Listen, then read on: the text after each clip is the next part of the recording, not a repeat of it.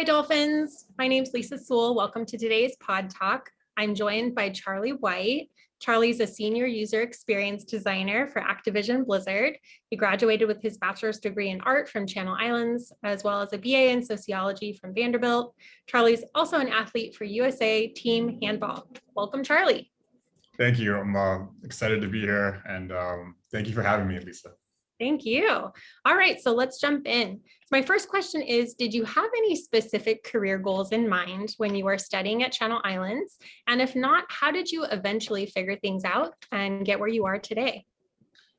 You know, I wasn't really sure what I wanted to do. I knew I wanted to do something creative. I really wanted to try to get into a creative field, and I chose Channel Islands. I loved the art department there. I felt like I could really get a lot out of it. I saw the computer lab. I was actually toured around the campus by some of the art department staff, and I felt like this was an opportunity for me to get some basic skills. I had no skills. I toured a few other art specific schools, and because I had a former bachelor's degree, I was like, oh, I'm here for the graduate program. And like, we see your portfolio. And I was like, well, I don't have a portfolio. I don't have anything. But I thought that I could go into a graduate program. And obviously I didn't know what I was doing really. And so Channel Islands was really a big experience for me to like kind of grow and really to get the skills I needed to start my career. It really was the foundation of everything going forward. That's awesome. So I wanted to ask, because there's so many people that are really interested in the gaming industry and would be so excited to hear about what it's like to work at the company where you are. So tell me what you enjoy most about the work that you do there. And also, what do you find most challenging? So the gaming industry is a great industry right now. It's super successful, right? Like unparalleled success right now.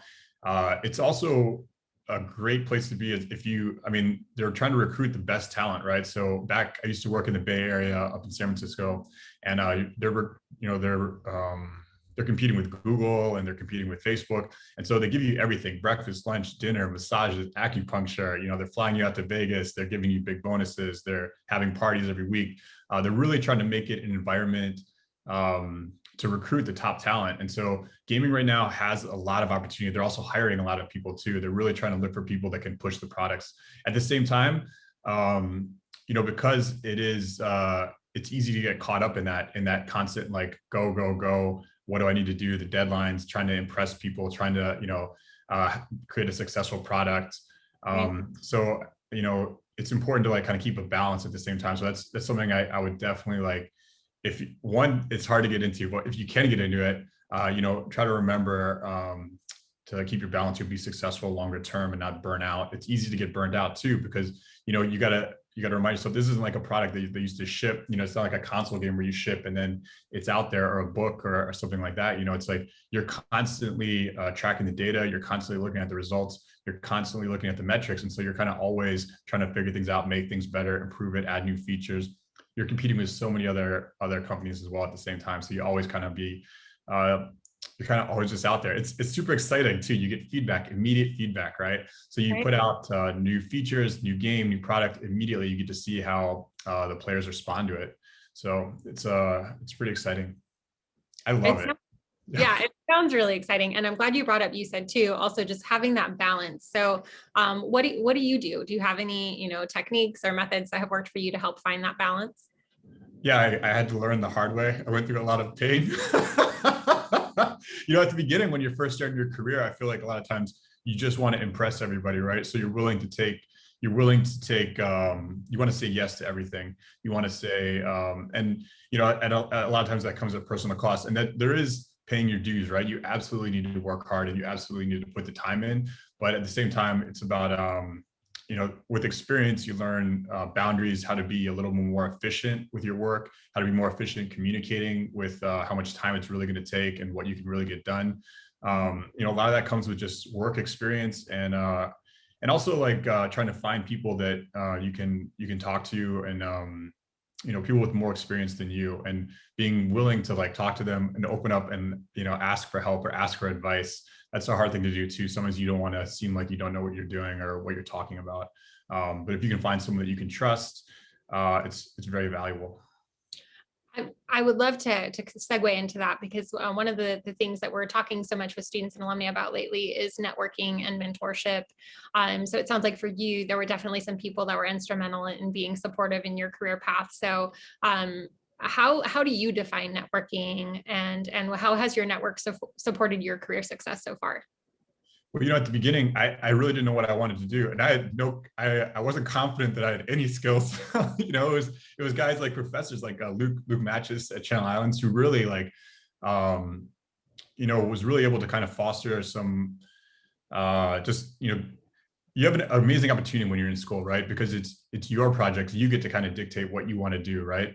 You're not going to necessarily have that the rest of your career because you're always kind of working for someone else, and no matter what framework, you always got to deal with like the business side and the tech side and the like the higher level goals and these type of things. When you're in school, you really kind of really get to figure out some fun things. And I felt like some of the professors there, Luke especially, like really kind of changed the trajectory of my life.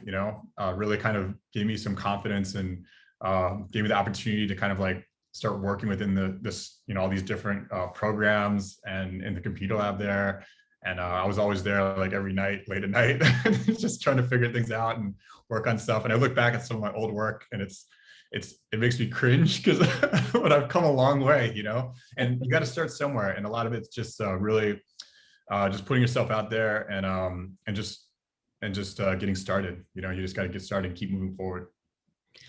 On that note, I wanted to see if you could share maybe 2 or 3, specific steps that you would suggest for a student or maybe a recent grad from Channel Islands who's really focused on getting into the gaming industry. You mentioned it's hard to get your foot in the door. So do you have a couple pieces of advice that you could share with someone who really wants to be in your field? Absolutely. So one,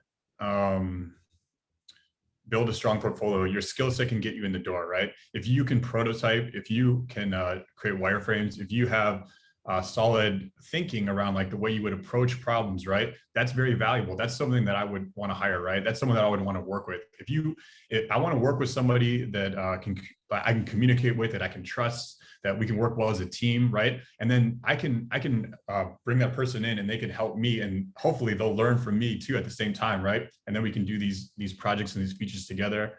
It's tough, right? Because at the beginning you don't have a lot of experience, and so what you can do is you can demonstrate your skill set, right? You can demonstrate how you think about things, right? Like the way you approach problems, and that's very valuable, right? And then you really want someone who can just is willing to like show up and like and do the work and is capable of that, right? And that's where I feel like the skill set, like prototyping, wireframes, all the flows, all the types of like UX background, that kind of stuff. Gaming in general, like if you want to be an artist, right? Like you need to have that skill set. Like what is it? Is it a concept artist? Is it a 3D artist? Is it a 2D UI artist, right? A lot of gaming now, at the beginning, like everyone was kind of all over the place, different hats. Now it's much more specialized. So you can kind of figure out what you're good at, what you want to do, and kind of go after that. And then it takes time. It really takes time. Like it took me a long time to kind of get into different types of games. Like we were talking about this a little bit before. I'm working for Activision Blizzard. I would have loved this job straight out of school. Absolutely, I would have taken it. It's taken me 15 years to get here, right? And it's like one stepping stone after another, right? So, I took a job at Zynga, and then I was at DNA, and then I was at Playtika, and then I was at Scopely, and even before that, I was at these Hollywood agencies. And before that, I was working for free when I was in school, just doing websites and just trying to improve my skills and just try to figure out, and also being able to adapt. At the beginning, I wanted to get into sports graphics. I thought maybe like some ESPN type thing would be a lot of fun. I thought that was kind of my thing, but somewhat organically, I started moving into more games, interactive design, and I really had a passion for that. Great. So how would you say that your background at Channel Islands and your degree there, how did it really prep you for where you are today? Well, I had no skills coming into Channel Islands with any sort of computer programs. They taught me everything from Illustrator to Photoshop. I ended up using this program called Flash, which isn't even around anymore, but a lot of the principles around timing and animation and movement, and interactive design, right, are there, right? And those are skills that you can transfer across the board, right? And it's not just gaming. You can use that in app development. You can use that in website development. You can look at these types of things. It's about the user experience, right? And so if you have that skill set, you can apply it to many different fields, and it's very valuable. Like it makes a lot of difference for these products, like what's successful and what isn't, right? Right. Great. So on a more personal note, do you have a favorite game that you love to play in your downtime? I do. I guess I've always been a World of Warcraft nerd, and so now that I'm part of the Activision Blizzard family, they do give us a lot of yeah, Blizzard stuff, and so that's kind of cool. I usually like to keep that a little bit of a secret because I feel like there's a lot of prejudice around that. But you know, being a computer gamer and a nerd has gotten me places in the past. I got to compete on that TV show because they thought I was like a nerd. They cast me as a nerd. So anyway. So it's opened doors for you. It has, absolutely. It opened doors. And then it wasn't until I got on there that they realized I was also an athlete. And you can be both. You know, I feel like sometimes we get typecast, right? We get put in these boxes, and that's not really true. You look at people in the gaming industry, you know, there are people that do CrossFit and marathons and you know, weightlifting competitions and all these types of things. And I do stuff outside. And I feel like a lot of that too is that balanced lifestyle. I think people find a lot of happiness when they're able to not only like find fulfillment at work, but also outside of work. And ultimately, like you'll be more proficient and more just more successful in both areas. Like if you really can kind of keep that balance, you know. Absolutely. I think that's such good advice, and it's true for us throughout our careers. So even when we're in school too, I think our students, you know, have that same struggle of managing classes and work and personal life. So it's definitely a good skill to develop. So I wanted to end on a question I love to ask everybody. So what has inspired you lately?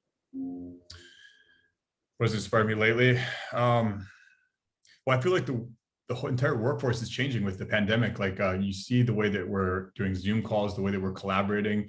We used to work really long hours in the gaming industry. You know, I mean, basically, like they wanted us there all the time, right? In these kind of these open workspaces, right?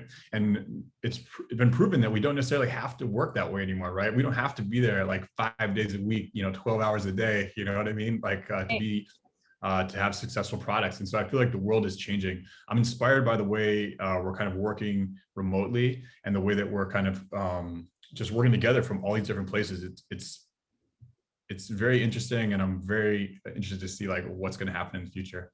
Yeah, I agree. Well, thank you so much, Charlie. I really appreciate you taking the time to share your journey and your advice with our students and our alumni. I know they're going to really learn a lot from you. So thank you so much for your time. Appreciate it. I know these are some long-winded answers. I hope someone finds it somewhat helpful. But thank you very much. Yeah, absolutely. Thank you.